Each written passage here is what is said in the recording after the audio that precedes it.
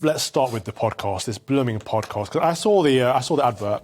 Meghan managed to get me, and myself in there like 3 times in a 30-second clip. So I'm guessing it was quite a bit about her. There was a tremendous amount about her. I have to say, first, it's her second podcast. It's one of a series. The first podcast for Spotify was, in fact, very dreary and made no impression at all. When was this one? It was last year. Oh, okay. This most certainly has. And to give it its due, it is a #1. Yeah. Rogan, forget it. How has she trumped Joe Rogan? Yes, she has, and that is the report in all the papers, because, of course, Serena Williams was the guest, and Serena is fantastic on and off the court. She's terrific fun.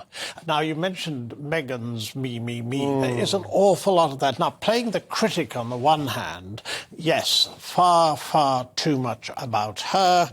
Also, it's about women and ambition and the fact that it's considered... She's a very ambitious woman, I'll give her that. Oh, she certainly is, but it's considered bad in women. But on the other hand, it's fine in men, and that, of course, is utterly hypocritical.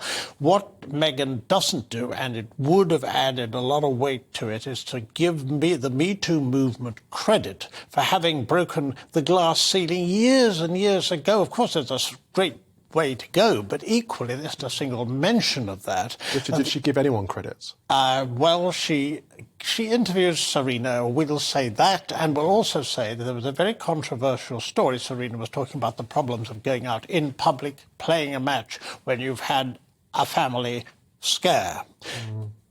The fire in South Africa where Harry and Meghan were on an official visit, and Archie was in this room with his nanny. She luckily had left the room and gone downstairs for a snack and taken Archie with her, but it must have been horrible to come back to find there had been a fire in that room. Equally, Meghan was implying that it was extremely difficult, i.e. possibly they shouldn't have been asked to do it, to go on another engagement. My own feeling is that it's very difficult. Fortunately, there'd been not only no injury, but Archie hadn't actually been there when the fire had occurred. So it's par for the course. It depends.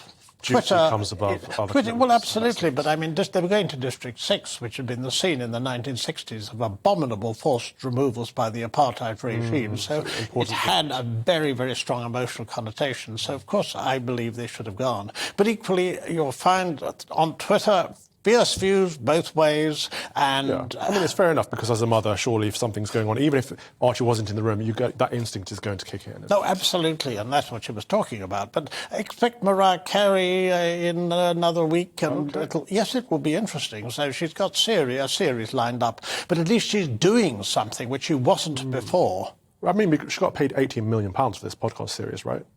Well, reportedly, for Netflix and Spotify, they've earned a small fortune. And the reason they can do that as well, is because they're royal. Because she's cashing in on the royal title, absolutely. Well, of course. And were they to do so, and were they to be constructive and not criticise the royal family, and in fact, hopefully, we've heard Harry's memoir may be postponed. There's no publication date for it. Right. That would make sense. So let's talk about him, because he has been a hypocrite this week too, hasn't he? Oh, there's no doubt at all. I mean, he said that he only wanted 2 children because it's a problem of saving the planet because of climate change. Which is dreadful. We should all have as many children as possible, in my opinion. Well, whatever your view, the facts are he played polo for Centre Bali, which is his HIV charity in Lesotho. But did he take a commercial airline? He did not. Surely he took did. A private jet. Okay, so I would have assumed he was looking after his carbon footprint and going by public transportation, but no, he took a private jet all the way there for a one-day event. Apparently. That's hypocrisy. Yes. So this autobiography, or this biography of his, is going to be delayed, is it? Apparently, we have no date, so it appears to be delayed. I sincerely hope so, because what he could say in it would and could cause a lot of controversy. Could they ban him from releasing it?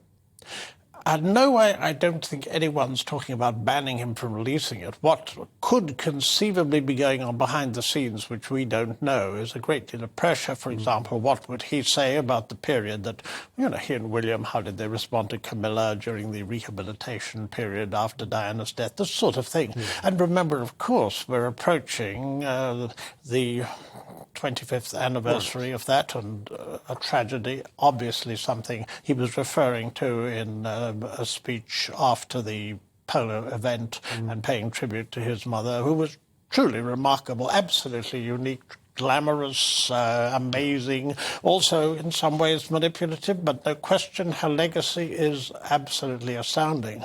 And, of course, we've got, as you know, a new Prime Minister soon. Right. So, Richard, tell me about the new protocol with the new Prime Minister and Her Majesty the Queen.